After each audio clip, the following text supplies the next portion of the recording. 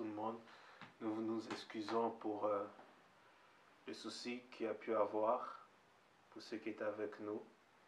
J'espère que au niveau du son, je vais vérifier avec vous avant que je puisse commencer à partager la parole de Dieu.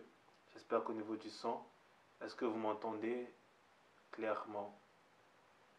Est-ce que vous pouvez juste confirmer si vous m'entendez clairement pour ceux qui sont en ligne? Maman Patricia, est-ce que maintenant tu nous entends mieux? L'équipe média a pu rectifier le souci qu'il y a eu. Est-ce que vous nous entendez? Ça va bien, ok. Une deuxième, ok, merci Noëlla, merci Maman Patricia. J'ai mis des écouteurs, ça va mieux. Ok. Il n'y a pas de problème. Du coup, gloire à Dieu si ça va mieux. C'était juste pour vérifier. Et nous nous excusons encore pour la gêne occasionnée. Nous voulons entrer dans le but du sujet ce soir, ce que le Seigneur veut nous parler et qu'il a mis dans mon cœur pour vous partager pendant quelques minutes. J'aimerais qu'on puisse prier ensemble et par la suite, nous allons écouter la parole de Dieu. Père, merci pour ta grâce. Merci pour ces instants. Merci pour ton esprit. Merci pour tes œuvres. Tu nous accordes encore la faveur d'être avec toi, Seigneur, ce soir. Alors bénis ces instants. Bénis, Seigneur, tous ceux qui nous suivent, éternel Dieu. Inspire-nous, éduque nos esprits, aiguise nos esprits à t'écouter dans le nom de Jésus-Christ. Amen. Et maintenant, est-ce que nous pouvons prendre nos Bibles dans Apocalypse chapitre 1, Apocalypse, le livre de Apocalypse, le livre de la Révélation. Apocalypse chapitre 1, à partir du verset 1. Apocalypse chapitre 1, à partir du verset 1. Je vais parler des bénéfices d'une quarantaine imposée que par Dieu. Les bénéfices d'une quarantaine imposée que par Dieu. Quarantaine, vous pouvez trouver comme synonyme confinement, quarantaine, confinement. Les bénéfices d'une quarantaine, mais je vais plus utiliser le mot quarantaine, les bénéfices d'une quarantaine imposée que par Dieu. Si tu as des notes, tu peux écrire les bénéfices d'une quarantaine imposée que par Dieu. Nous sommes dans Apocalypse chapitre 1. Apocalypse chapitre 1. La Bible dit ceci, lis avec moi, là où tu es.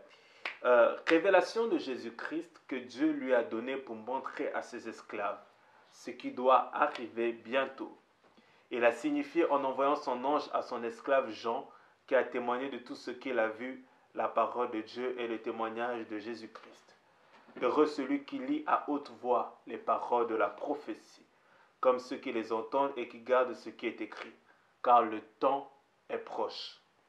Jean aux 7 églises qui sont en Asie, grâce et paix à vous, de la part de celui qui est, qui était et qui vient, de la part des 7 esprits qui sont devant son trône, et de la part de Jésus-Christ, le témoin fidèle, le premier-né d'entre les morts et le chef des rois de la terre. À celui qui nous aime, qui nous a délivrés de nos péchés par son sang, et qui a fait de nous un royaume, des prêtres pour son Dieu et Père. À lui la gloire et le pouvoir à tout jamais. Amen. Il vient avec les nuées, tous les verront, même ceux qui l'ont transpercé. Et tous les tribus de la terre se lamenteront à son sujet. Oui, Amen. C'est moi qui suis l'alpha et l'oméga, dit le Seigneur Dieu, celui qui est, qui était et qui vient, le Tout-Puissant. Moi, Jean, votre frère, qui prend part à la détresse, à la royauté et à la persévérance en Jésus. J'étais dans l'île appelée Patmos à cause de la parole de Dieu et du témoignage de Jésus. Quand je fus saisi par l'Esprit au jour du Seigneur, j'entendis derrière moi une voix forte comme le son d'une trompette qui disait « Ce que tu vois, écris-le dans un livre et envoie-le aux 7 églises à Éphèse, à Smyrne, à Pergame, à Thyatire, à Sardes, à Philadelphie, à Laodicée. » Je me retournai pour voir celui qui me parlait avec moi. Quand je me fus retourné, je vis 7 portes d'or. cette porte-lampe d'or. Et au milieu des porte-lampes, quelqu'un qui ressemblait à un fils d'homme. Il était vêtu d'une longue robe et portait une ceinture d'or à la poitrine. Sa tête et ses cheveux étaient blancs comme laine blanche, comme neige. Ses yeux étaient comme un feu flamboyant. Ses pieds ressemblaient à du bronze incandescent. Et sa voix était comme le bruit des grandes eaux. Il avait dans sa main droite 7 étoiles. De sa bouche sortait une épée acérée à 2 tranchants. Et son visage était comme le soleil lorsqu'il brille dans toute sa puissance. Quand je le vis, je tombais à ses pieds comme mort. Alors il posa sur moi sa main droite en disant, n'aie pas peur. C'est moi qui suis le premier et le dernier, le vivant. Je suis mort, mais je suis vivant à tout jamais. Et j'ai les clés que de la mort et du séjour des morts. Écris donc ce que tu as vu, ce qui va arriver après. Quant au mystère des 7 étoiles que tu as vu dans ma main droite et aux 7 porte-lampes, les 7 étoiles sont les anges de 7 églises. Et les 7 porte-lampes sont les 7 églises. Amen. Apocalypse, tout le chapitre 1, pour une meilleure compréhension, mais nous allons aller étape par étape pour que vous puissiez comprendre la parole de Dieu pour nous ce soir. Je suis en train de parler des bénéfices de la quarantaine imposée que par Dieu. En d'autres termes, les bénéfices du confinement imposé que par Dieu. Je peux utiliser un autre synonyme, des bénéfices d'une retraite imposée que par Dieu. Écoutez les amis, vous savez, très souvent, lorsque Dieu nous conduit dans ce voie, il prend avec nous des voies toujours que nous ne comprenons pas. Il prend avec nous des chemins toujours que nous ne maîtrisons pas. Mais derrière ces voies, derrière ce chemin, il se cache des bénéfices. Très souvent, nous voyons des choses, nous ne voyons pas d'issue. Nous ne voyons pas d'issue après, comment ça s'appelle? Face à la chose qui nous est arrivée. Mais Dieu prépare toujours un issue pour nous faire sortir de certaines choses. Très souvent, regardez, Jésus rencontre cet aveugle-né. Il dit, ce n'est pas les parents de cet enfant qui ont péché, parce qu'à l'époque, comme aujourd'hui, on pense que le péché est générationnel et que cet enfant est en train de payer le prix des péchés de ses enfants. Jésus a dit non, ce n'est pas à cause de ses parents que cet enfant est aveugle-né. Ce n'est pas par ses propres péchés, mais c'est afin que la gloire de Dieu soit révélée que dans la vie de cet enfant. Les gens pouvaient regarder cet enfant, ils ne pouvaient pas voir le bénéfice. Mais Christ, quand il voyait cet enfant-là, il voyait le bénéfice, c'était quoi? C'est que la gloire de Dieu soit manifeste. Dans tout ce que Dieu fait se cache toujours un bénéfice. Sachez une chose, quand Dieu est derrière quelque chose, il y a toujours un bénéfice que nous ne comprenons pas toujours aujourd'hui, mais que, comme nous allons voir que pour le cas de Jean, l'île de Patmos était au départ pas bénéfique pour lui, mais nous allons voir quand je vais ouvrir les Écritures, vous allez voir que cette île de Patmos était bénéfique pour la vie, le ministère et la spiritualité de Jean. Il y a des voies que Dieu va te faire emprunter, des choses que Dieu va permettre que cela puisse t'arriver. Tu ne comprendras pas toujours aujourd'hui, mais il y a un bénéfice et demain, tu ne cesseras de bénir Dieu. Vous savez, on ne bénit pas simplement Dieu pour les choses qu'il nous donne. On ne bénit pas simplement Dieu pour là où il nous emmène, mais on bénit aussi Dieu pour les enseignements qu'il nous communique. On bénit aussi simplement Dieu aussi pour les choses qui nous enlèvent, qui sont aussi des bénédictions. Parce que la bénédiction de Dieu n'est pas simplement dans ce qu'il nous donne. La bénédiction de Dieu aussi est dans ce qu'il nous enlève, dans ce qu'il nous enseigne. Donc je suis en train de parler des bénéfices de la quarantaine imposée que par Dieu à l'apôtre Jean. Suivez-moi très attentivement. Je suis en train de parler de l'apôtre Jean. Dans Apocalypse, Jean se retrouve lui-même, il le dit clairement. Il est au verset 9, il dit, moi Jean, votre frère, qui prend part à la détresse, à la royauté et à la persévérance en Jésus. C'est un frère, mais il n'est pas simplement frère, mais il est aussi apôtre, il est serviteur de Dieu. Et nous savons que nous sommes à une époque où il y avait une grande oppression des chrétiens par la part du pouvoir romain qui est en train de dominer que sur le christianisme, qui est en train de détruire les chrétiens. On avait interdit les évangélisations, on détruisait les synagogues, on empêchait les enfants de Dieu de se réunir dans les places publiques, des fois même de se réunir que dans les maisons. Il y avait une grande persécution des enfants de Dieu. Et Jean faisait partie de ces personnes-là qui étaient persécutées. Les prophètes étaient persécutés, les apôtres, les évangélistes, les docteurs, les pasteurs. Mais ils étaient tous persécutés. Et lorsque Jean était persécuté, tout cela était persécuté, la Bible déclare que Jean a été emmené maintenant sur l'île de Patmos. C'était une île vers la mer Égée, vers la Turquie, où on était c'était une île où on emprisonnait les gens. On emprisonnait des gens qu'on trouvait comme rebelles. Je suis en train de vous expliquer cela pour que vous puissiez comprendre le contexte des choses que je serai en train de dire par la suite. Donc, lorsqu'on attrapait quelqu'un qui se rebellait au pouvoir romain, on l'emmenait sur l'île qui est appelée Patmos. Lorsqu'on arrêtait quelqu'un, on l'emmenait sur l'île qui est appelée Patmos. Donc, l'île de Patmos, c'était l'île des prisonniers. Et Jean se retrouvait sur l'île de Patmos, lui-même dit au verset 9, à cause de la persévérance en Jésus, à cause du témoignage de Jésus, à cause de la parole de Dieu. Pourquoi? Parce qu'il n'y a rien qui nous arrive sans rien. Je l'explique différemment. Dieu ne nous emmènera pas en quarantaine pour rien. Il y a toujours quelque chose qui nous poussera dans la quarantaine provoquée par Dieu. Et l'apôtre Jean est emmené en quarantaine à cause de la parole de Dieu. Il est emmené en quarantaine, il est emmené retiré de tout. Lorsqu'il est en prison, il ne peut pas prêcher. Lorsqu'il est en prison, il ne peut pas enseigner. Lorsqu'il est en prison, il ne peut pas vivre la communion fraternelle avec les autres. Lorsqu'il est en prison, il ne peut pas mener sa vie normalement. Parce que la prison n'est pas simplement une prison des chaînes physiques au niveau de nos jambes, au niveau que de nos mains. Mais la prison est aussi d'autant que morale. Et Jean est en train d'expérimenter que cette prison-là.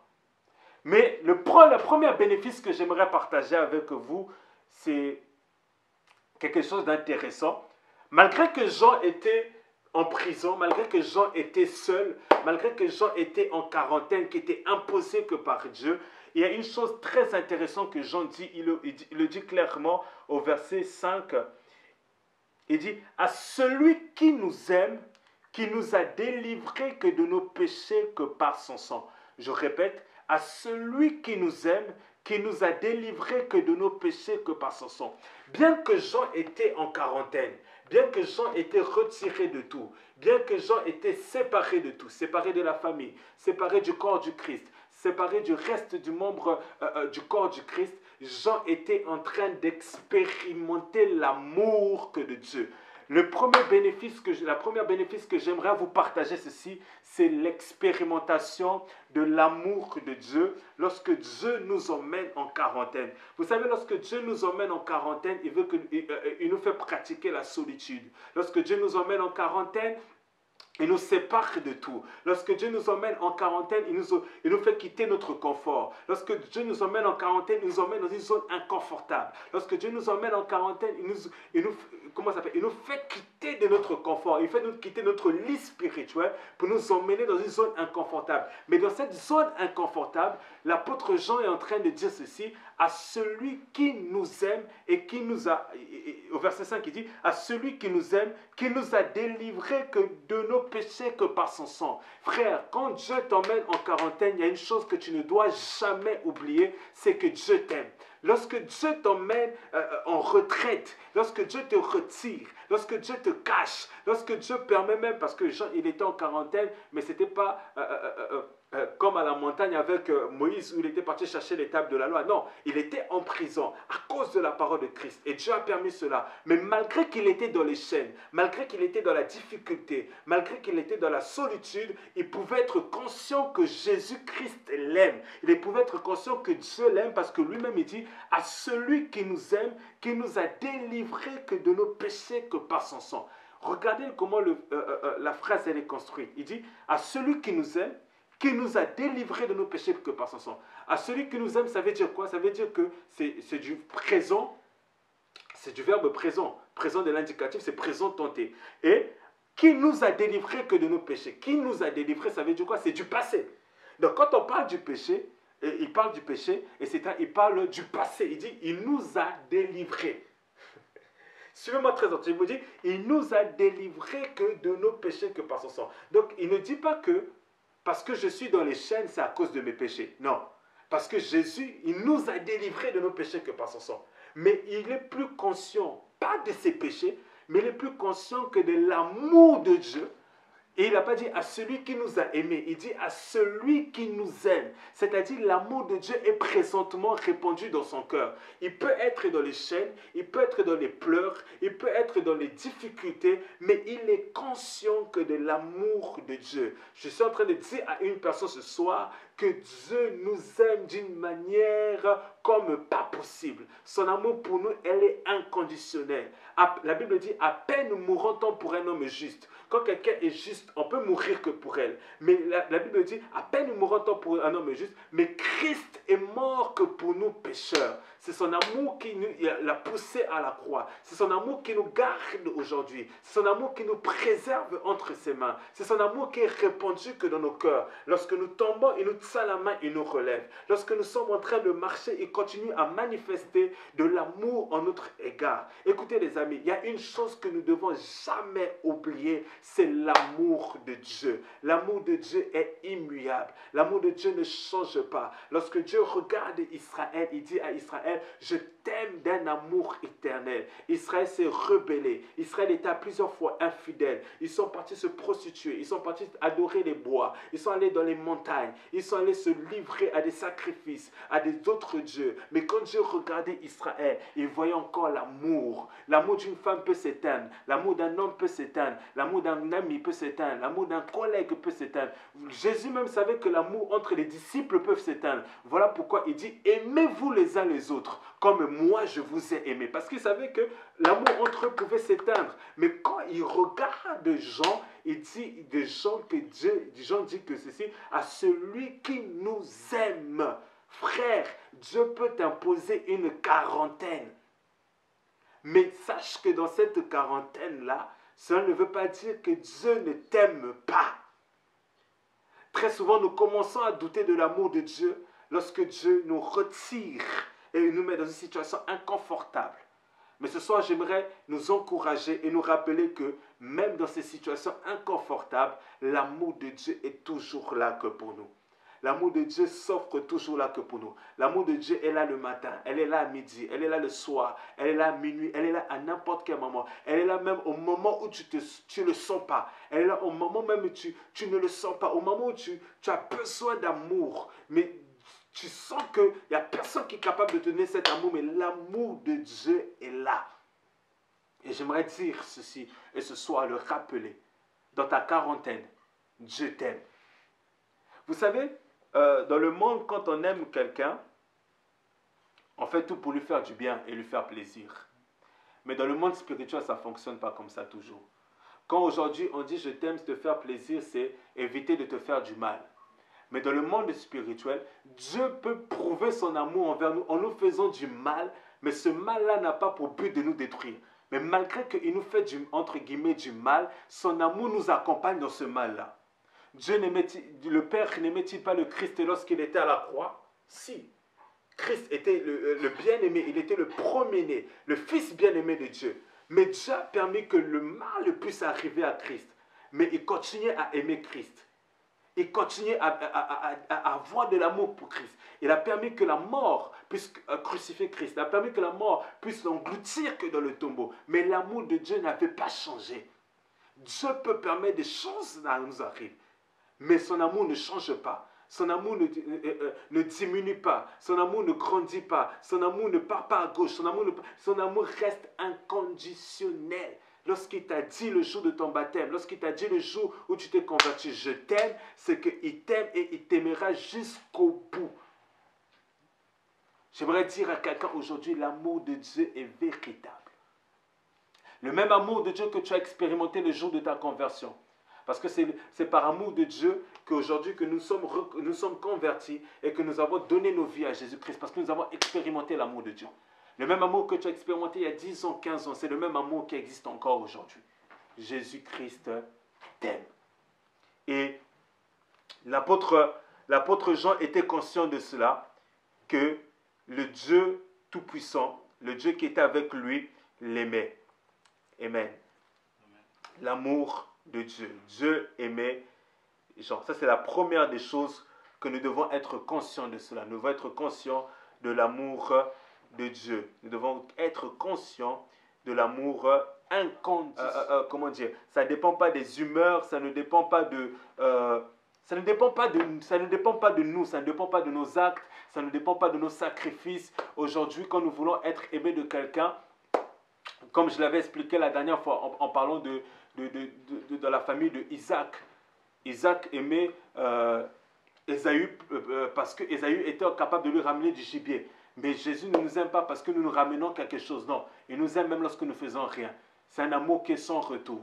Il n'attend pas d'abord que nous puissions l'aimer. Donc, sachant une chose, la première chose que j'aurais voulu développer avec vous, c'est ça. La première chose, il dit à celui qui nous aime, qui nous a délivrés que de nos péchés, que par son sang, Jésus-Christ nous aime. Même en cette période de confinement, nous devons être conscients de l'amour de Jésus-Christ pour nos vies, pour nos familles. Jésus-Christ aime que ses enfants.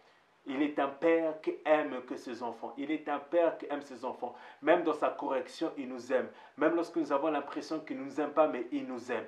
Ça, c'est la première des choses que j'aurais voulu développer avec vous. Une chose importante, l'amour de Jésus. Ça, c'est le premier bénéfice. Quand Dieu nous impose la quarantaine, la chose que nous expérimentons, c'est son amour. Parce que des fois, quand nous sommes dans une relation platonique avec Dieu de tous les jours, nous n'avons pas le temps d'expérimenter son amour. Dieu doit permettre que tout soit sombre et que nous soyons que dans les chaînes pour pouvoir maintenant expérimenter son amour. La deuxième chose, le deuxième bénéfice, je suis toujours dans Apocalypse chapitre 1. Nous lisons verset 9. Moi, Jean, votre frère, qui prend part à la détresse, à la royauté et à la persévérance en Jésus, j'étais dans l'île appelée Patmos à cause de la parole de Dieu et du témoignage de Jésus. J'aimerais vous attirer votre point sur une chose. L'apôtre Jean est en train d'écrire à cette église. Et lorsqu'il est en train d'écrire à cette église, il écrit aux anges de cette église. Ces anges, ce sont des pasteurs qui paient ces églises-là. Qui dit qu'il y a des pasteurs dans ces églises-là, qui dit qu'aussi il y a des fidèles. Mais pourquoi c'est seulement Jean qui était sur Patmos? Je vous pose la question. Il y avait d'autres pasteurs, parce qu'il écrit aux églises. Il y avait des églises, il y avait des fidèles. Mais pourquoi Dieu a permis que ça soit Jean qui puisse être emmené à Patmos? J'aimerais vous expliquer ceci que Dieu m'a appris dernièrement. Que lorsque on est mis à part que par Dieu, on vit aussi des situations mises à part. Je répète, lorsqu'on est mis à part que par Dieu, on vit aussi des situations mises à part. Être mis à part par Dieu ne signifie pas simplement avoir les faveurs de Dieu. Mais être mis à part par Dieu nous conditionne aussi à vivre des situations mises à part de Dieu. Ce qui signifie que les situations que nous allons vivre ne seront pas toujours pareilles que les autres. Parce que les autres étaient à l'extérieur. Ils n'étaient pas enchaînés. Mais c'était Jean qui était enchaîné. Et le deuxième bénéfice, c'est cela. Lorsque Dieu nous emmène en quarantaine, il nous montre aussi que dans notre quarantaine, que nous sommes uniques. Parce que quand on est unique, ce n'est pas simplement dans notre différence avec les autres. C'est aussi dans les choses qui nous arrivent pas forcément aux autres. Les choses que Dieu fait avec nous ne fait pas forcément avec les autres. Les choses que Dieu nous dit ne dit pas forcément aux autres. Les choses que Dieu nous montre ne montre pas forcément aux autres. Lorsque vous allez lire le reste, comme nous avons lu le livre chapitre, etc., ce n'est pas tout le monde qui a eu cette expérience à Patmos. Cette expérience, seul Jean l'a eu. Qui dit situation, seul avoir des situations compliquées, mais tu seras aussi le seul à voir certaines choses de Christ. C'est vrai qu'il était dans les chaînes, mais c'est vrai que lui, il a vu Christ glorifié, alors que les autres pasteurs n'ont pas vu Christ glorifié. Il a dit, écrit à l'ange de Smyrne, il écrit à l'ange d'Éphèse. Ces gars-là, ils n'ont pas vu Christ glorifié. Mais Jean sur Patmos, il a vu Christ glorifié. Pourquoi? Parce que le deuxième bénéfice, quand Dieu nous amène en quarantaine, c'est pour nous faire vivre des choses uniques avec lui et nous montrer que nous sommes uniques et différents dans notre relation avec lui. Nous sommes 7 milliards sur Terre. C'est vrai que le nombre de chrétiens sont en train de dégringoler. Disons-nous les choses vraies. L'islam est en train de prendre de plus en plus de place dans le monde, dans les nations. Les chrétiens sont en train de perdre de la partie. Mais on peut être 1 milliard. Mais dans ces 1 milliard-là, chaque personne est unique aux yeux de Dieu. Chaque relation est unique aux yeux de Dieu. Et Jean était différent que les autres. Tu ne peux pas vivre une relation différente avec Christ s'il ne t'emmène pas dans une certaine quarantaine, s'il ne t'emmène pas dans un certain confinement. Parce que quand tu es avec les autres, quand tu es dans le milieu avec les autres, tu vivras toujours les mêmes choses que les autres. Il faut que Dieu te retire, Dieu te mette en quarantaine pour commencer à vivre une relation unique avec lui. C'est le deuxième bénéfice que Jean a expérimenté. Il était seul et différent des autres. C'était cela. La troisième chose, je ne voulais pas trop m'attarder sur le deuxième. La Bible dit, quand je fus saisi que par l'Esprit au jour du Seigneur, j'entendis derrière moi une voix forte comme le son d'une trompette qui disait, ce que tu vois, écris-le dans un livre et envoie-le aux 7 églises. Écoutez ceci. Jean est sorti de Patmos. Il est toujours pendant sa période de quarantaine. Et pendant sa période de quarantaine, la Bible dit, quand je fus saisi que par l'Esprit au jour du Seigneur. Vous avez suivi la lecture avec moi depuis le début. Au verset 5, il dit à celui qui nous aime, qui nous a délivrés de nos péchés. Et là, il parle, quand il fut saisi que par l'Esprit. Bien aimé, quand Dieu t'envoie en quarantaine, quand Dieu te met en retraite, quand Dieu te retire, quand Dieu te met en confinement, il y a une chose qui veut développer en toi. C'est ta dimension de l'esprit. Ah oui, je répète, quand Dieu t'envoie, il te retire des hommes, il te retire de tout, il t'emmène en quarantaine, c'est pour développer ta dimension que de l'esprit. Parce que là, Jean le dit clairement, je fus saisi que par l'esprit. N'était-il pas saisi dans l'esprit avant, par son ministère? Si, mais il y a des choses qu'il n'avait pas expérimentées avant. Il y a des choses qu'il n'avait pas vues avant. Parce que quand il est saisi que par l'esprit, la Bible dit, j'entendis derrière moi une voix forte qui lui disait, ce que tu vois. Donc, il fut saisi par l'esprit, ses sens spirituels s'ouvrent. Il l'entendit et il voit. Il y a des choses que tu n'entends pas parce que tu n'es pas encore en quarantaine. Il y a des choses que tu ne vois pas parce que tu n'es pas encore en quarantaine. Quand Dieu t'emmène en quarantaine, il développe ton prophétique. Il développe tes sens spirituels. Il développe ta vie spirituelle. Il développe ton écoute spirituelle. Parce que pendant cette période-là, etc., tu prendras beaucoup plus de temps à prier, beaucoup plus de temps à jeûner, beaucoup plus de temps à méditer, beaucoup plus de temps à chercher la face que de Dieu et à entrer dans la vie de l'esprit. Et c'est ce qui manque à beaucoup de personnes. Parce que quand Dieu nous emmène en quarantaine, nous voyons simplement les chaînes. Nous voyons tout simplement la prison. Nous voyons tout simplement les gardes qui viennent nous donner à manger. Nous voyons tout simplement quand est-ce que je vais sortir de cette période. Quand est-ce que je vais sortir de ce temps. Mais Dieu voit la leçon qu'il veut te donner pendant cette période. Dieu voit le poids spirituel qu'il veut que tu puisses sortir avec dans cette période. Dieu voit les stratégies qu'il veut te donner dans cette période. Dieu voit l'élimination de l'esprit qu'il veut te donner dans cette période. Mais nous ne le voyons pas encore. Mais c'est très important. Le troisième bénéfice, c'est que quand Dieu nous emmène en quarantaine, c'est pour développer notre spiritualité. C'est pour développer notre vie spirituelle. La Bible dit, et je fus saisi que par l'Esprit. C'est là que l'Esprit vient pour te saisir. L'Esprit trouve comme endroit propice, comme un moment propice de venir te saisir. Il sait qu'il y a des moments où on ne peut pas te saisir comme cela. Mais quand tu es en quarantaine, c'est là que l'Esprit viendra te saisir. L'Esprit viendra te toucher. L'Esprit viendra t'affecter. L'Esprit viendra t'ouvrir les yeux. L'Esprit viendra te toucher. L'Esprit viendra ouvrir ton oreille. Très souvent, il y a des expériences que tu cherches, etc. Mais ces expériences-là, Dieu te le fera vivre quand tu t'emmèneras en quarantaine. Dieu te le montrera quand tu t'emmèneras en quarantaine. Voilà pourquoi je parle des bénéfices d'une quarantaine imposée que par Dieu. Je parle de imposer que par Dieu pour notre bien.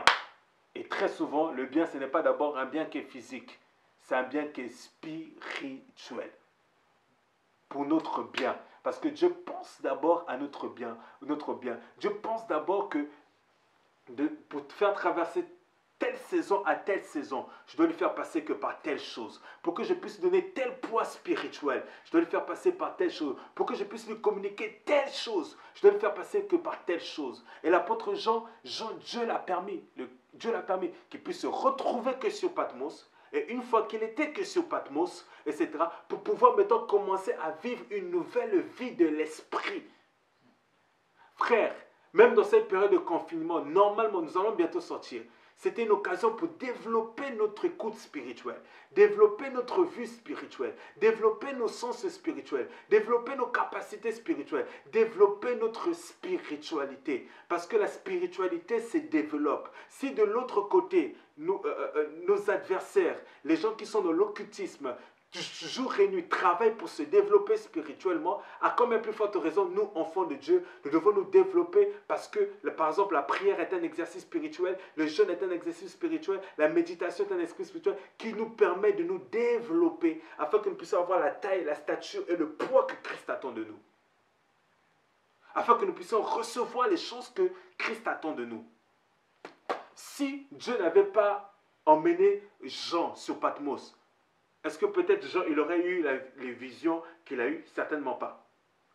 Et pourquoi Christ n'est pas venu se révéler à Jean qu'ils étaient de l'extérieur, aux pasteurs qui étaient encore en train d'opérer dans leur ministère, officier dans leur ministère? Il ne s'est pas révélé à eux, mais il s'est révélé à celui qui était dans les chaînes, celui qui était dans les souffrances, celui qui était dans les pleurs, celui qui était encerclé, barricadé, parce que l'île de Patmos était surveillée que par des soldats. C'était surveillé.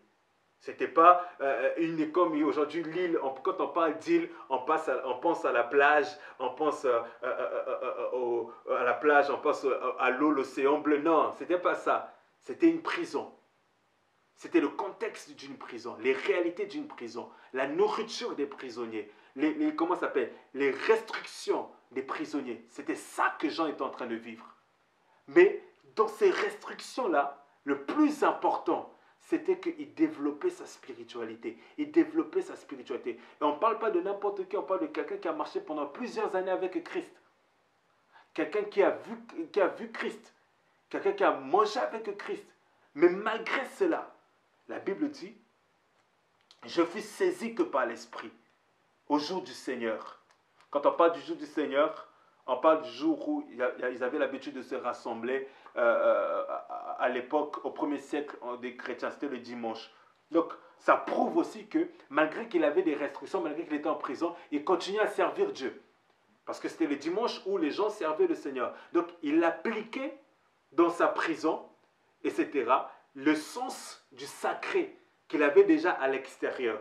Il continuait à servir Dieu. Et il a entendu derrière lui une voix forte, comme le son d'une trompette, qui disait « Ce que tu vois, écris-le dans un livre. » Donc, il était spirituel, et ses sens spirituels se sont ouverts. Il a commencé à entendre, il a commencé à voir, et il a commencé à écrire. Bien aimé, il y a des dons que tu attends qui se retrouvent seulement dans les quarantaines. J'ai l'habitude de le dire par compréhension des Écritures et par expérience. Il y a des onctions qu'on ne reçoit jamais parce qu'on a beaucoup prié. Il y a des onctions qu'on ne reçoit jamais parce qu'un grand prophète des États-Unis est venu à l'église qui nous impose les maintenant.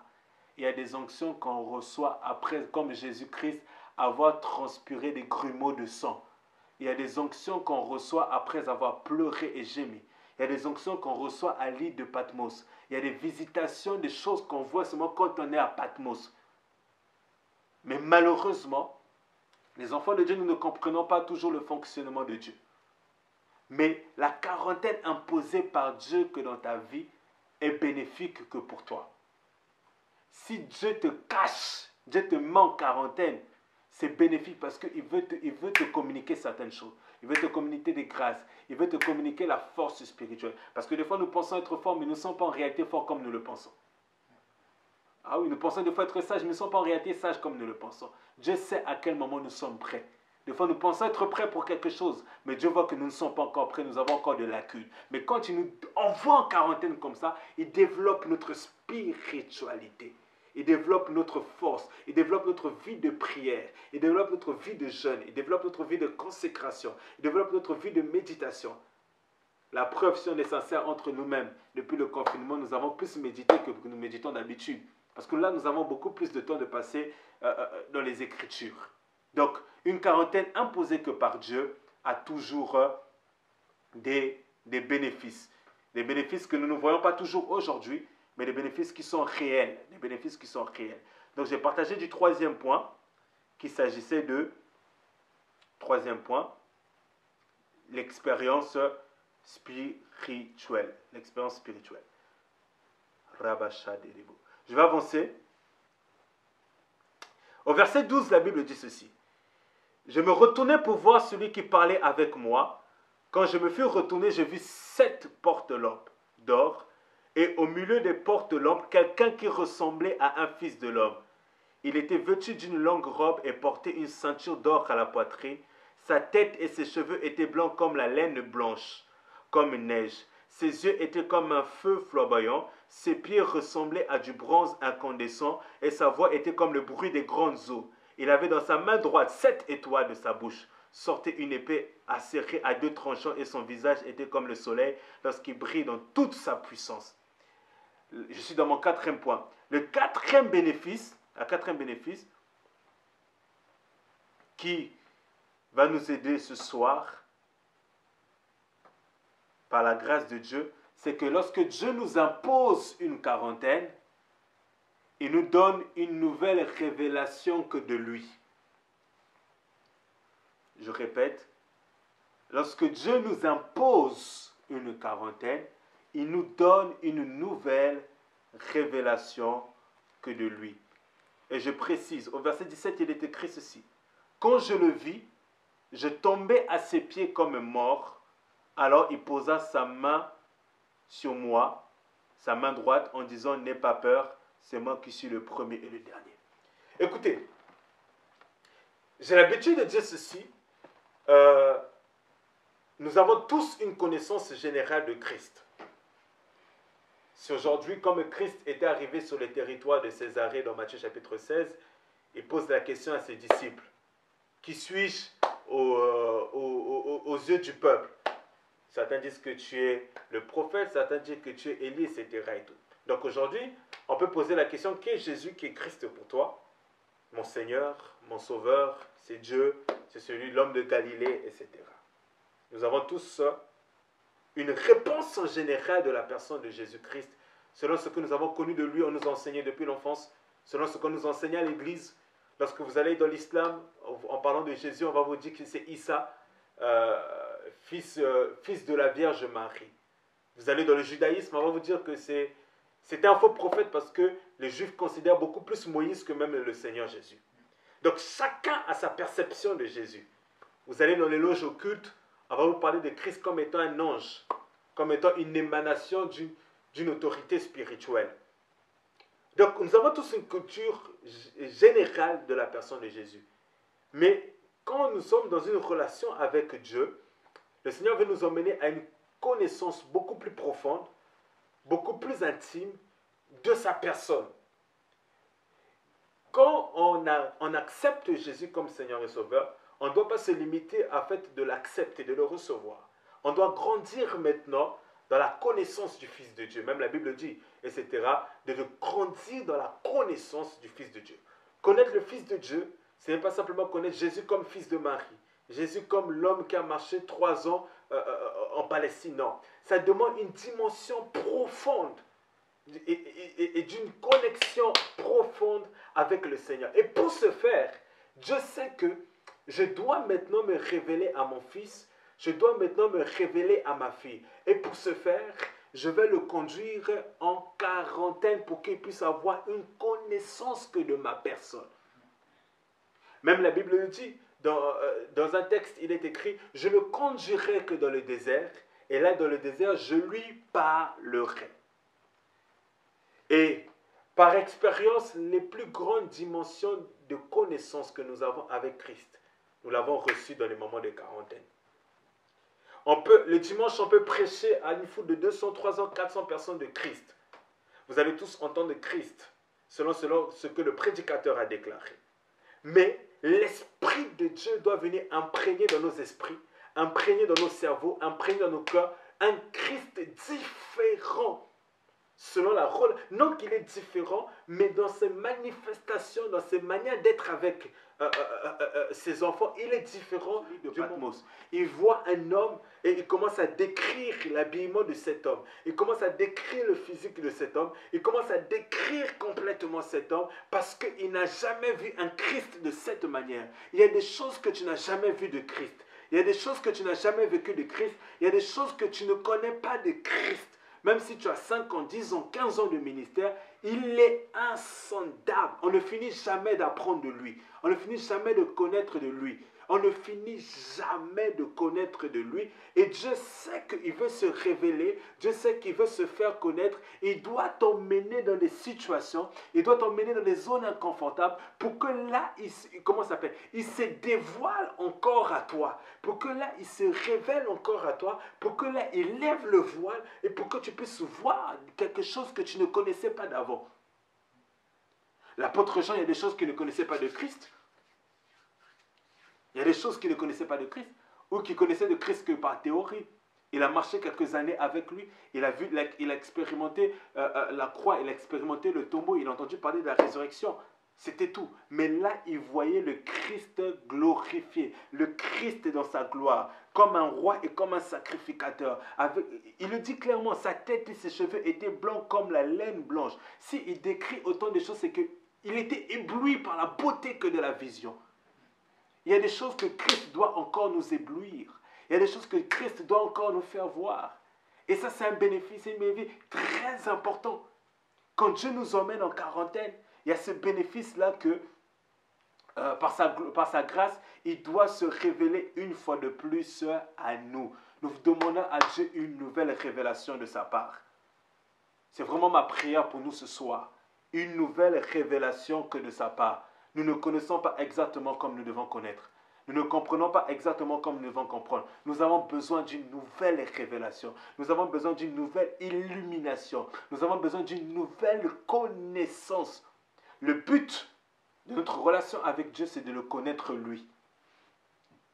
Oui, c'est de le connaître lui. Notre marche avec Dieu sur cette terre, notre marche avec Dieu jusqu'à la fin de nos jours sur cette terre, c'est le connaître Christ et Christ seul. Dès le jour de notre conversion, jusqu'à ce que nous puissions grandir en maturité. Le but, c'est de le connaître lui. Aujourd'hui, nous connaissons beaucoup sur les démons. Nous connaissons beaucoup sur les sorciers. Nous connaissons beaucoup sur la vie des gens. Nous connaissons beaucoup sur les théories du complot. Mais nous connaissons très peu que de Christ.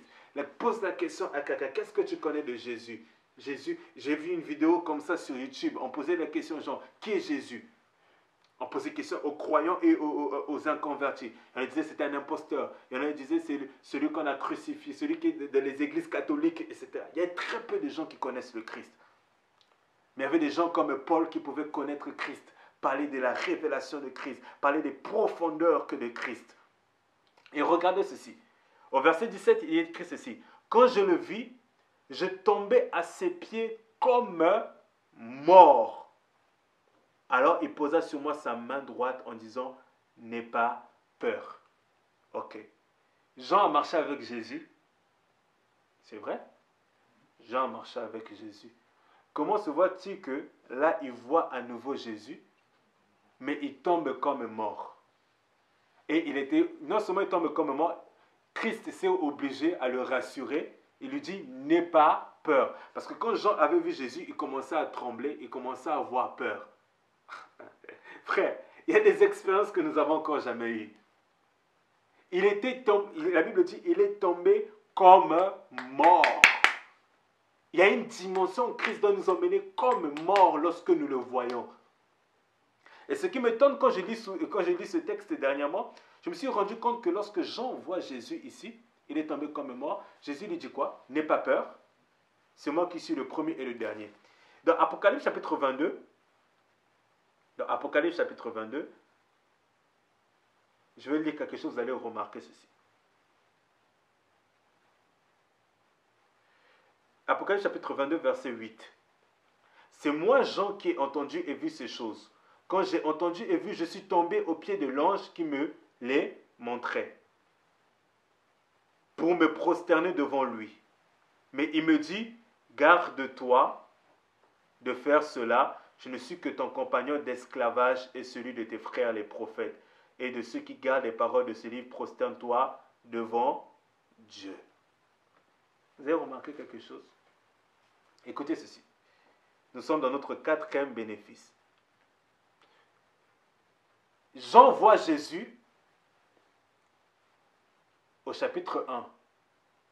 Lorsqu'il voit Jésus, la Bible dit, il tombe comme mort. Parce qu'il est impressionné que par la beauté, ébloui par la vision que dégage le Christ. Il est tombé comme mort. Mais Jésus le rassure, lui dit, n'aie pas peur, je suis le dernier et le premier, le vivant. Je suis mort, mais je suis vivant à tout jamais. Au chapitre 22, Jean il se prosterne aux pieds de l'ange qui est en train de lui montrer la vision. L'ange réagit, il lui dit, etc. Tu ne dois pas te prosterner devant moi parce que je suis ton compagnon, je suis le compagnon de tes amis les prophètes. Il dit quoi? Adore Dieu. Est-ce que quelqu'un me suit? L'ange dit, adore Dieu. Parce que l'ange sait qu'il n'est pas digne d'adoration. C'est un ange, c'est un esprit. Il invite l'apôtre à adorer Dieu. Alors que l'apôtre avait fait quoi? Il s'est agenouillé, il s'est prosterné. En fait, on a Jean qui s'est prosterné devant deux personnes. Devant le Christ et devant l'ange. Devant l'ange, lorsqu'il se prosterne, l'ange dit non, non, non, non, non, non, non, non. Adore Dieu. Mais lorsqu'il se prosterne devant Christ, Christ n'a pas refusé l'adoration. Le texte est clair. Christ n'a pas refusé l'adoration. Il lui dit, n'aie pas peur. Je suis le premier et le dernier. Si Christ était usurpateur, Christ allait recevoir l'adoration. Mais vu que Christ n'est pas usurpateur, l'ange est en train de sous-entendre que Christ est Dieu. Il invite Jean à adorer Dieu. Et quand Jean il est tombé comme mort, il s'est prosterné devant Christ, Christ n'a pas refusé l'adoration. En d'autres termes, pour dire quoi? Pour dire que dans la quarantaine imposée que par Dieu, nous devons continuer à adorer que Dieu, parce que Dieu est là. Christ était venu vers Jean dans sa quarantaine et l'ange dit adore Dieu. Très souvent, les difficultés enlèvent notre adoration, enlèvent notre sourire, enlèvent notre joie. Mais Dieu nous rappelle ce soir que même en quarantaine, même à Patmos, adore Dieu. Est-ce que quelqu'un me suit? Une nouvelle révélation, une nouvelle dimension de Christ. Je suis en train de chuter, après nous allons prier. Je suis dans mon quatrième truc. La quatrième chose, le quatrième bénéfice, c'est que dans la quarantaine imposée que par Dieu, nous avons une nouvelle révélation de la personne de Christ. Nous avons une nouvelle dimension de connaissance de la personne de Christ, une nouvelle profondeur de Christ. Je prie ce soir que tu décides à connaître le Seigneur dans une autre dimension. Tu ne sers pas le Jésus de ton pasteur, tu ne sers pas le Jésus que tu as entendu ici et là, mais tu sors le Jésus que tu as rencontré, que tu as vécu et que tu as expérimenté à une autre dimension. Au verset 20, la Bible dit ceci. Quant au mystère des 7 étoiles que tu as vues dans ma main droite et aux 7 porte-lampes d'or, les 7 étoiles sont les anges des 7 églises et les 7 porte-lampes sont les 7 églises. Je répète, quant au mystère des 7 étoiles que tu as vues dans ma main droite et aux 7 porte-lampes d'or, les 7 étoiles sont les anges des 7 églises.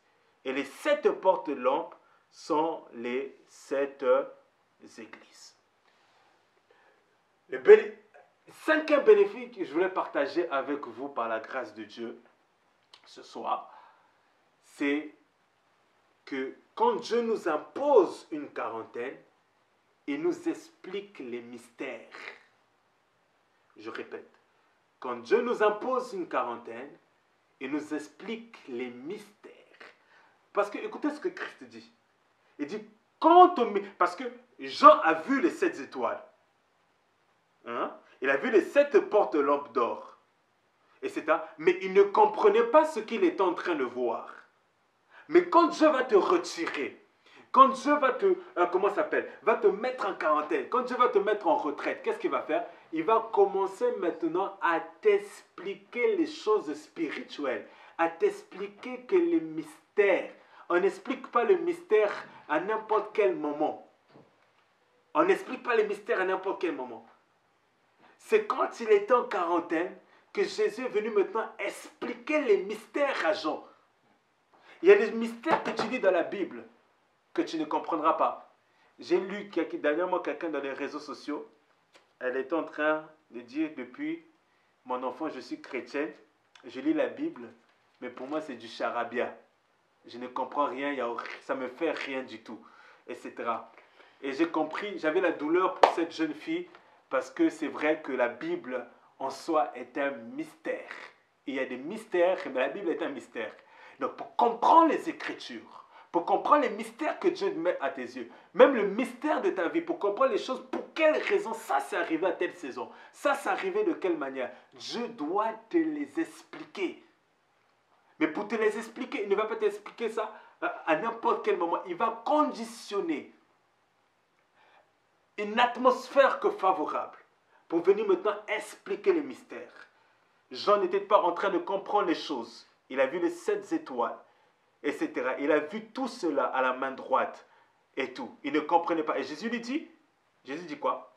Quant au mystère des 7 étoiles que tu as vu dans ma main droite et aux 7 portes lampe d'or, les 7 étoiles sont les anges des 7 églises et les 7 portes lampe sont les 7 églises.